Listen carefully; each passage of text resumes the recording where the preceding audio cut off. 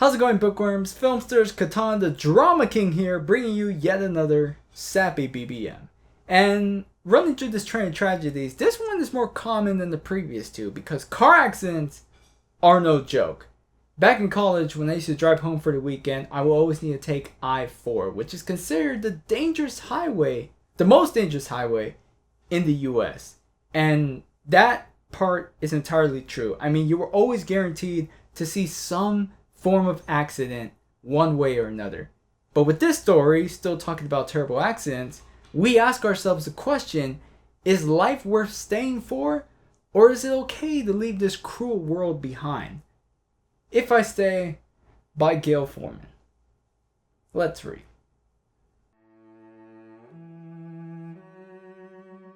Mia Hall has the perfect life. Her parents are former rockers who decide to settle down but still influence their kids with coolness. Her boyfriend is in a rock band, Shooting Star, that's gaining immense popularity by the minute. She's also a gifted cellist who was granted the chance of a lifetime auditioning for Juilliard. Mia has the world in the palm of her hands, but on a snow day, the family gets into a terrible car accident. Mia wakes up to find herself still walking until she realizes that it's an out-of-body experience. Nothing can be said for the rest of the Halls, but Mia has been given a choice. The choice whether to live or die.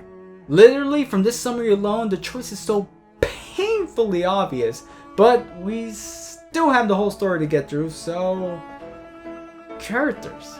Mia Hall is our black sheep protagonist. While the rest of her family prefers drumming and getting blisters on the fingers, she's rocking the cello as her go-to instrument. From a young age, she was talented. Every day she would practice with college students. She would be sent to a prestige music camp. She even met the love of her life because of music. She's a shy girl and can get very self-conscious of who she is and where she comes from, but when it comes to music, she's the next Beethoven. Adam is Mia's rockstar boyfriend. In her eyes, he's the definition of cool because he's not a tryhard. The coolness just happens to surround him wherever he goes. He's the lead singer of his own band Shooting Star, which skyrockets into popularity pretty quick, so you can expect him to be doing plenty of tours, hanging out with groupies, and etc. But ever since he noticed Mia in the school's music room, his heart was set. Despite the rise to fame, he's still faithful to Mia. And quite the romantic too. I mean, pizza delivery tips for concert tickets? I've done that job and that's quite the number of singles. Kim is Mia's best friend working to become an excellent photographer. Their friendship started out a bit rough because of how everyone assumed they would be perfect for each other, but that just made them more distant. It got to the point where they settled their passive-aggressive dilemma with a fist fight, and from there, it blossomed into a good friendship. Now Kim's the standard best friend who's taking care of Mia and giving her helpful advice when she needs it. And then we have the entirety of Mia's family, which doesn't need to be explored separately. Mom's a former rocker turned travel agent being there for her kids. Dad's a former rocker turned English teacher with the look of an old school hipster. Just the kind of parents every kid wished they had. Teddy is Mia's baby brother who's showing the interest of becoming a drummer, but still acts sweet and adorable in everyone's eyes. Henry and Willow are old friends of mom and dad who don't really feel right for one another, but still end up having a kid, so... fuck me. And then we have Mia's grandparents, Gran and Gramps, who are just great at being supportive and old. God damn, that was rough. Okay, before I rip this book a new one, I gotta admit, at certain points, I did feel something that wasn't indigestion. To some degree, I did like the way the book was structured and shifting from present to past and expanding upon Mia's life and the relationship she made with friends and family. And a pocket of drama will come out of nowhere and just get you, like the whole situation with Teddy's condition was good, and by the end, with her friends and family talking to her about choosing, was sweet. Also, the whole concept is interesting. If we are all in Mia's condition, it will be the best opportunity to reflect on our own lives and really ask ourselves, if we had the chance, would we stay or go? I think the idea is good for bringing up strong, thought-provoking questions that nobody really thinks about until it's too late. So yeah, this story has a really good premise. The problem is that the execution is poor. To start, there's a lot of generalization with the descriptions and details that the writing doesn't hold my attention. I swear, I was afraid to stop reading because I was sure to forget what I just read. And Foreman could have used more specifics because I had the sense she didn't do enough research to create a strong medical setting for the hospital. How she described things felt so impersonal and lacked a connection. Besides Mia's family, no one else gets a last name, making them feel more fictional than intended. Now, I'm not saying she should have gotten into a car accident to get the full experience, but I feel like more attention could have been placed with the setting and overall environment. There's no question that this is a cliche story, but sometimes the book would go the distance and try to be more compelling than it needs to be. And as we all know, trying is not cool.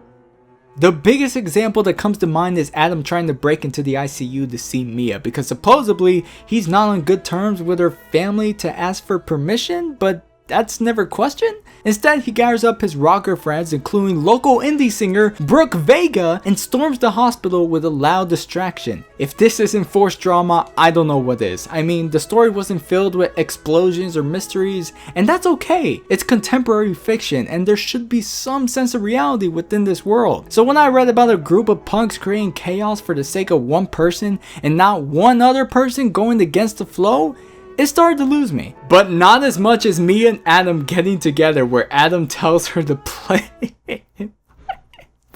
like a cello. But the critical reason why this book doesn't work is that it's not compelling in general. Again, if I ask you the question, you could probably think of something in your life that isn't worth sticking around for.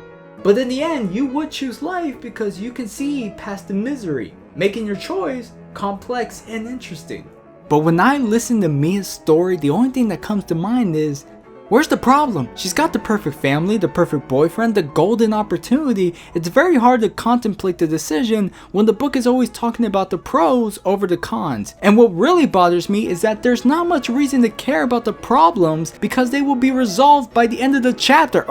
Sorry, I mean time codes. Every flashback brings up some dilemma in Mia's life, whether it be love or music, and it always ends with the problem being fixed or finding some middle ground. Wouldn't it be more interesting to carry that drama into the present? What if Mia and Adam's relationship still needed to be resolved in present time? What if there was some unresolved issue with the mom or dad? Those scenarios sound much more interesting than the snooze fest I've gone through, and that's because there's complexity. But the story is played too safe, giving you the answer before you can even have the chance to weigh out her situation properly. Mia is perfect in every way, but total perfection can lead to boredom. I can't say it's awful because regardless, it does tell the story well and delivers a good message by the end.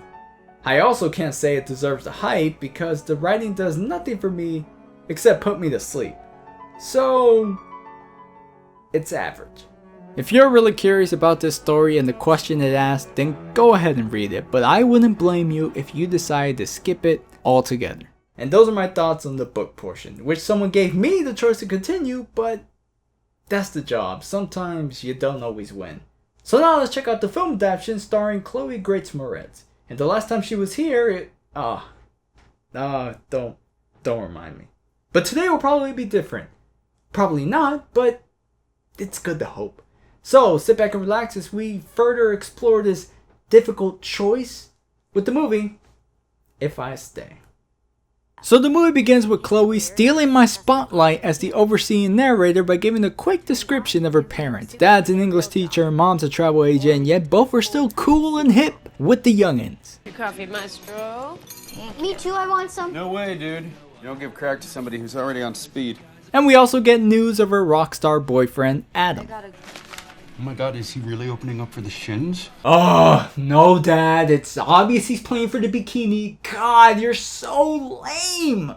Mom grills me about not reaching out to him more, but the radio interrupts this drama to announce a snow day, closing all schools in Portland. The boys begin making plans, even Mom is preparing to call in sick, but Mia takes us back in time to reminisce about Adam spotting her practice for the first time. And this is my compliment for the movie, bringing in these flashbacks early on so we can at least try making a connection with these characters before the huge accident, because 15 pages isn't enough for deep and complex character depth. Also, here's her best friend Kim with a camera, so you know she's in the pictures. Weeks go by and Adam asks Mia out on a date to see a cellist, but before she can answer, Kim comes over and drives the manhunk away, making a statement to wait till college. But as these teenage stories go, the hormones are thirsty as hell. And then it's back to the present where we learn about Mia's audition for Juilliard, but we don't get a flashback just yet. Mom and Dad guilt trip and bribe Mia hard to take a family car ride, which she does as long as she can zone out to Beethoven, leading to a conversation about how she's different from the rest of her family. Even though her baby years started with rock, she chose the cello by elementary school. She practiced and practiced, getting some support from her parents and friends, and this is something I appreciate as well. While it's cool for the book to list music and talk about talented artists, nothing tops the sound of a beautiful string instrument. And just watching the way she plays that thing, I can understand her undeniable passion for music. Boys, nah. Cello, hell yes. After that one night where Mia played all through the day, her parents finally understood her passion and got her own cello. Back to the present, we finally get to the premise, the car accident, which didn't shock me as much because of how weirdly filmed it was, but there it is. Mia wakes up on a blanket of snow, swinging the camera around to the damage of her unfortunate situation. And while the book just tells you straight up who died, the movie stays hushed and just focuses on Mia's out-of-body experience. She gets in the back of the ambulance with herself and takes a ride back to the past on the night of her date with Adam. It's as generic as you can imagine. Girl freaks out about date, boy meets super chill parents. There's just nothing unique about this scene. But the date is okay as you get to appreciate a solo performance from a talented cellist. I mean, the sounds are so strong it brought two lovebirds together. And after the concert, Mia gets the chance to ask the ever-pondering question. Why? Why me? Because opposites attract. I mean, it worked for everyone else. Mia and Adam share their first kiss, and after a week, he invites her to see his band play live. And his band is alright. I mean, beats fine, but I think YouTube's music library had better lyrics. Just saying. After the concert, Mia's feeling like an ugly duck and denies an after party to go home, lying about a curfew. But when she gets home, that whole excuse crumbles. Mia, just go, have fun. Mom? Cat, get away from the window. Dad? Sorry. Oh, Mom, Dad, totally uncool. God, I hate this family. Mia's been embarrassed for one night, so let's see how she's a ghost. Mia follows herself into the hospital, trying to figure everything out, but with a fast-paced environment, there's just no time. Luckily, one nurse does the job by speaking to Mia personally. You control this whole thing. If you live, if you die, it's all up to you. As Mia hears some news about one of her parents, it's back to that dim sum dinner Adam was invited to. I guess all the awkwardness is gone because they don't seem nearly out of sync like in the book. Also, this next part was changed. Ow! Oh my god! Oh god, someone just stung me! Got it. It was actually Adam who got stung and Mia's dad who sucked his hand, but hey, what can you do? It's a teen drama. Yet, it looks like Adam wasn't satisfied with public hand sucking. At night, he plays Romeo and climbs up Mia's balcony. They engage in a small, personal chat about Adam's distant parents, but get bored and start making out, which fades into a montage of teenage love until it immediately cuts back to an episode of Mia's anatomy. As the pretty girl she is, Mia goes searching for her family, but instead finds Kim meeting with Mia's grandparents, trying to learn more about the Hall situation. Mia and Dad are in surgery, no info on Mom, Teddy's getting a CAT scan, and before you know it, we're back in the cafe with Mia and Kim talking about, you guessed it! So, Adam. God, it's like The Sims, except all their dialogue is replaced with Adam. Adam, Adam, Adam, Adam, Adam, Adam, Adam, ooh, Adam. Oh, no. We return to the conversation of Mia feeling like a fish out of water around Adam, which is slightly better because this scene was halfway through the book, and only then was Kim starting to talk with Mia about Adam. And after making a girl pact not to turn into a total boy lover, Halloween is right around the corner. Wanting to feel like the crew for once, Mia asks for her mom's help to become an atomic blonde while Adam dresses as Beethoven. He takes a nice shot before going on stage, and Mia is complimented on her outfit by a friend, and honestly, the coolest guy in the entire movie. Hey, want a bone? You're freaking embarrassing yourself. Come on, at least give me your phone number. As Mia takes her shot and joins the crowd, I gotta say, this song's a better improvement for Adam's band. I just don't like the way this guy sings. Sounds like he's already drunk and slurring the words, because sometimes, if you don't listen carefully, you can't make out what he's saying. Let's raise glasses to the best and to the worst.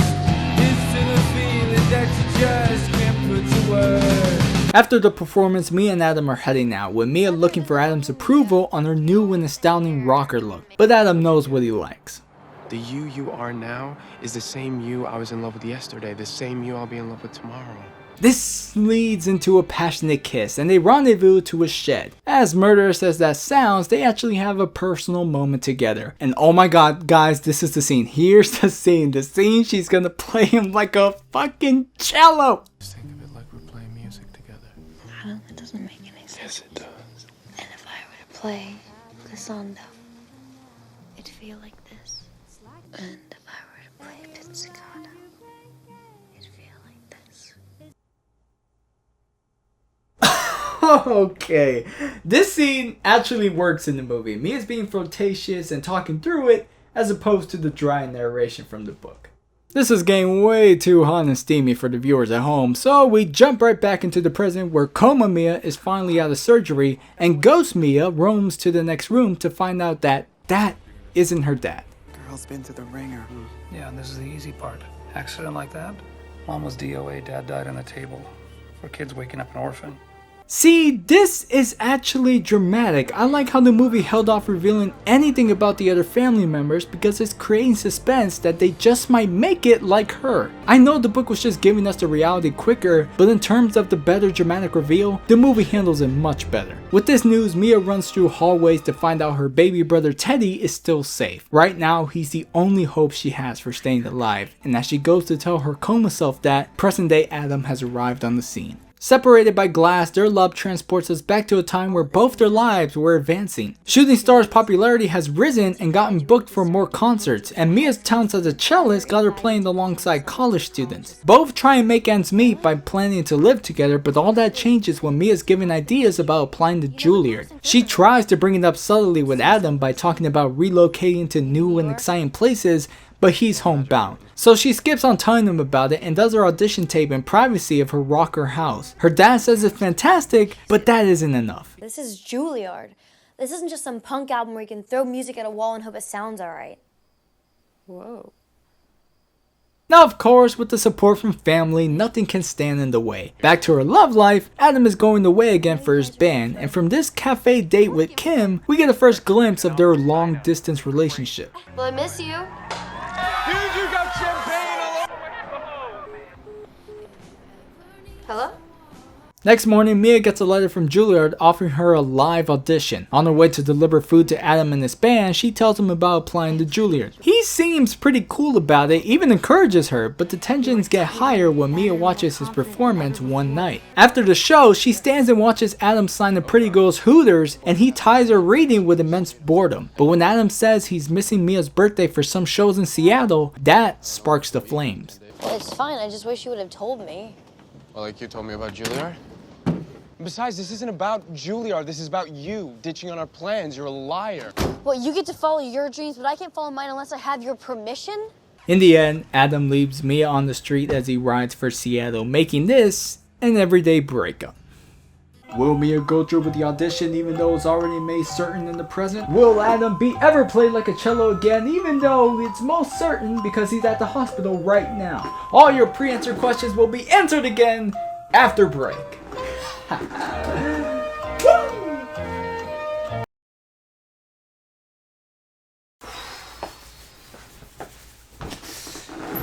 And we're back with the Mia and Adam show. I mean, if I stay. So after that breakup, we return to the melancholy of the present. Friends and family, even pretty boy Adam, wait for some news, which this nurse points out is fine. But Adam gets triggered by the word critical and runs out. Mia's looking quite concerned as we dive back into her memories of being alone, scrolling through pictures and pictures and picture. Can we move on? We're stuck in a loop. She's hungry for love, and just when you think she's cycling through all this, Adam is waiting in her bedroom with a surprise. What's that? It's a replica of Tulare Hall in San Francisco. where you'll be auditioning for Juilliard. That's the ceiling. You know, if you look at it every night, it won't seem so scary when you get there. So this wasn't in the book, but I can get behind it because it does fit Adam's description of being overly romantic. At first, Mia's not buying into this whole change of heart, even though it's only been like 3 days, but he gives her a shiny bracelet uniting cello and rock, which easily swoons her over. Into bed! Honestly, this conversation is pretty endearing. They talk about their first time loving music and how much it means to them. Moving on. Back to the present, Mia is pondering how she could live on being an orphan, and I have to say again, it shouldn't be that difficult a choice for her. She still got Adam, she still has her friends, external family, more importantly, her love for music, which is explored in the next flashback of her audition at Juilliard. And the book made it feel more at stake because she had to play 5 different pieces, but watching this whole scenario play out, it's still intense. Brings me back to that one episode of Glee where Rachel choked on her all-time favorite song. So I understand how terrifying it must be for Mia to just be given one chance. One mistake, and it's back to the park concerts with the homeless people. After the audition, Gramps drops Mia back home, giving her an encouraging talk that almost makes it sweet when coming from someone who wasn't that into music from the book. If those Juilliard people don't take you, they are damn fools, because what you did up there was magic. Now, this next scene's a bit weird because Mia has a conversation with Adam talking about the audition, which should have lumped with the drama from the previous fight they had about living in different worlds. It's weird seeing this separated because in the long run, this fight would eventually happen, but doing it again, it just leads to nowhere. Well, that's probably not true. I think the way it's organized is that first it was about Adam being gone, and this time it's Mia and Juilliard. So after their celebratory dinner and Adam already knowing Mia's choice, it's back to the present with Kim finding Adam on the roof, trying to calm him down and reassure him he's not an asshole. They go back downstairs to proceed with the plan of breaking in the ICU. The book had a much stupider plan of bringing in punk friends to create a distraction, and even though this feels a little bit more realistic, it's still dumb. What the hell is going on? I'm trying to break into the ICU. Well, I know these kids personally, so why don't you just let me handle it from here? No matter how many times I read it, see it, he's still stupid for not going for the family for permission. I mean, it's just unnecessary drama. But Willow being here brings a serious problem because if she's here, who's with Teddy? Mia runs down to Teddy's room only to find out the worst of his condition. Where is he? He had an epidural hemorrhage in the brain. We did everything we could to save him. No! This was actually one of the saddest moments in the book. Just knowing that there was some sliver of hope for Teddy only to be gone was a tragedy. Mia has been clinging on to Teddy's survival, and with him dead, she's just asking for it all to be over, which transfers those negative feelings to her coma self, leading to surgery again. Watching Adam leave, she goes back to the memory of New Year's Eve, where they're literally having the same argument again. Seriously, listen. Baby, we can text and we can Skype. Skype? Jesus, Mia, have you ever even had a long-distance relationship? Even if we're in different places, you'll still be with me. No, that's not good enough. Not Skyping, not texting. The next morning, she comes back home, trying to keep a straight face, but ends up looking for comfort with Mom. You know, I can't find much drama in this because of how much we've seen Adam in the present. I think it would have been much stronger if Adam had remained just a memory and then shows up at the very end. The same way the movie kept the reveal of the parents and Teddy hidden in the shadows, I think the same could have been done for Adam. But good for Mama Mia to remind her that it's not the end of the world. Whether it's Adam or music, she's going to be fine. And the same kind of thinking can be brought back to the present, with Gramps talking with her about sacrifice, doing things for the people you love, her dad giving up music for her. But surprisingly, it ends with his blessing. I want you to live. I want that more than anything in this world. I want you to fight like hell to stay with us. If you want to go, I want you to know it's okay. One by one, friends and family come by to share their heart and words towards Mia until it's just Kim talking with her best friend, giving a summary of the people that are there for her and that she still has a family waiting. Some are related to you and some aren't, but we're your family. You still have a family, Mia. We then jump back to one final memory, a barbecue party filled with friends and family, ending with a jamming bonfire that Adam and Mia's dad will persuade her to play in. And it kind of wraps up Mia's conflictions of belonging to a rock family. The way orchestra and acoustics combine make this memory a sweet musical collision. Granted, I can't show you due to the risk of being flagged, but take my word for it. Back at the hospital, Mia's saying goodbye to herself. She's touching her dear friend's arm one last time, taking a look at all the worried parents and supportive friends, and walking one step closer towards the outside. And yet,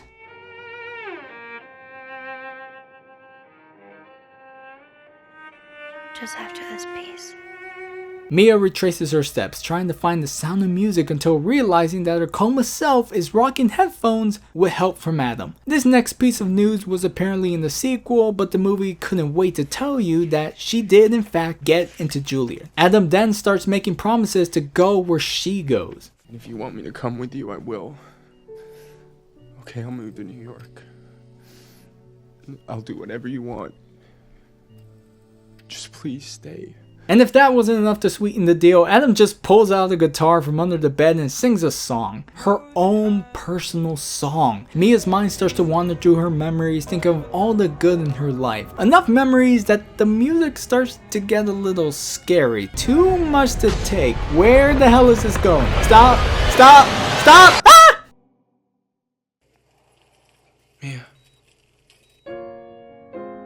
What the hell? Oh, you should have changed the book's ending. I mean, it's so abrupt and it doesn't even give me time to think about what the hell just happened. But there you go. That is the end of If I Stay. And for both the book and movie, they're pretty similar in terms of quality. But if I had to choose which one I would go back to, the movie's not a bad pick. The only thing I would say that the book did better was having more family elements over the romance. I feel as though the book really wanted to show that Mia had a ton of options to keep living. Some of that was in the movie, but it's clear that this was more focused on telling a generic romance story. And it's funny because the movie's trying to show that Adam is the reason to live for, but apparently in the sequel, they break up. I don't know exactly all the details, but if the movie decided to make a sequel, all this build up and focus for one person would have been for nothing, since it really didn't matter in the end. At least in the book, she still had family and there was evidence to prove such a fact. But aside from that one point, the movie's alright.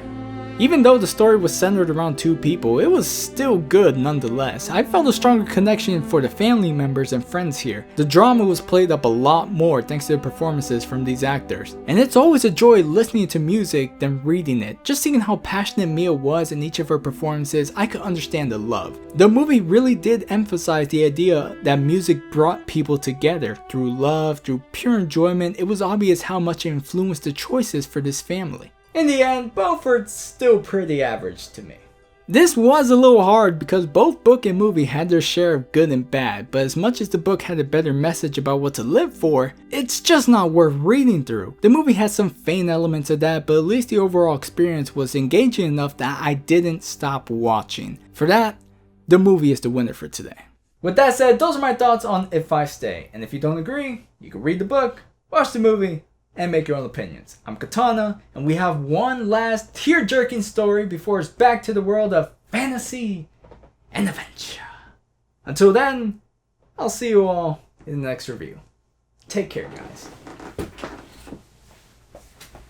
Woo! Thank you to my Patreon supporters for backing me up on today's review. You can get these reviews 3 days in advance before everyone else, plus other cool benefits. Check out the page and become a pledger today. Every little helps. Anyways, thank you all for watching this review. Share this with your friends and family, subscribe if you're loving these videos, and follow my Twitter and Facebook for future updates. Thought this story could have been a little more compelling? Me too, which is why I recommend checking out my last review on The Monster Calls. Now that is a story with a lot of depth and substance. Got a book/movie you'd like to see me review someday? Leave it in the comments down below and I'll be sure to check it out. Remember to drive safe, guys. You may be the best driver in the world, but the same can't be said for the guy in the next lane. Always be cautious, don't text and drive. If there's one thing to take from this story, it's this. Later.